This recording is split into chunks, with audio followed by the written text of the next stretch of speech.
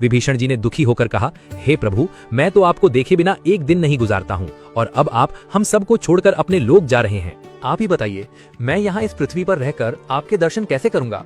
तब भगवान श्री राम ने मुस्कुराते हुए विभीषण जी को सांत्वना दी और उन्हें अमरता का वरदान दिया। श्री राम ने कहा, विभीषण, जब तक इस पृथ्वी पर सूर्य और चंद्रमा रहेंगे तुम जीवित रहोगे। तुम दुखी मत हो। कलयुग में तुम मेरे दर्शन भगवान जगन्नाथ जी के रूप में करोगे। एक विशाल समुद्र के किनारे मेरा एक भव्य मंदिर होगा।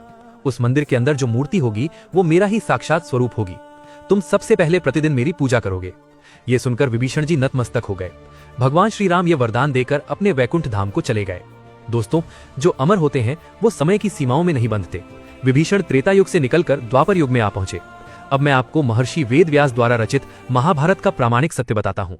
महाभारत के सभा पर्व के 31वें अध्याय में इसका स्पष्ट वर्णन है। जब धर्मराज युधिष्ठिर ने राजसूय यज्ञ शुरू किया तो उन्होंने अपने छोटे भाई सहदेव को दक्षिण दिशा जीतने दिग्विजय यात्रा के लिए भेजा। सहदेव अपनी सेना लेकर दक्षिण के समुद्र तट तक पहुंच गए। अब समुद्र पार करके लंका कैसे जाएं? सहदेव ने अपना दूत लंका नरेश विभीषण के पास भेजा। जब विभीषण को पता चला कि युधिष्ठिर उसी धर्म की स्थापना कर रहे हैं जिसके रक्षक भगवान श्री राम थे, तो विभीषण बहुत प्रसन्न हुए। उन्होंने सहदेव से कोई युद्ध नहीं किया। इसके विपरीत विभीषण ने युधिष्ठिर के यज्ञ के लिए कई टन सोना, बहुमूल्य रत्न और दिव्य आभूषण भिजवाए। ये इस बात का अकाट्य प्रमाण है कि महाभारत काल में भी लंका पर विभीषण जी का ही शासन था। द्वापर युग में विभीषण जी के जीवित होने का एक और सबसे बड़ा और प्रामाणिक उल्लेख गर्ग संहिता में मिलता है। गर्ग संहिता के अनुसार जब यदुवंश के राजा उग्रसेन ने राजसूय यज्ञ का आयोजन किया तो भगवान श्री कृष्ण के पुत्र प्रद्युम्न ने दिग्विजय यात्रा निकाली। अपनी विशाल सेना के साथ प्रद्युम्न दक्षिण दिशा में समुद्र के तट तक यानी लंका के समीप पहुंच गए। तभी वहां द्विविद नाम का एक अत्यंत शक्तिशाली और क्रूर वानर आ गया।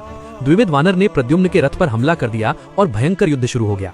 प्रद्युम्न ने अपने तीखे बाणों के प्रहार से उस द्विविद वानर को हवा में उछाला और उसे सीधे 100 योजन दूर लंका के तट पर दे मारा। इसके बाद प्रद्युम्न ने लंकापति विभीषण को यज्ञ का कर देने का संदेश एक बाण में बांधकर लंका के राजमहल में छोड़ा।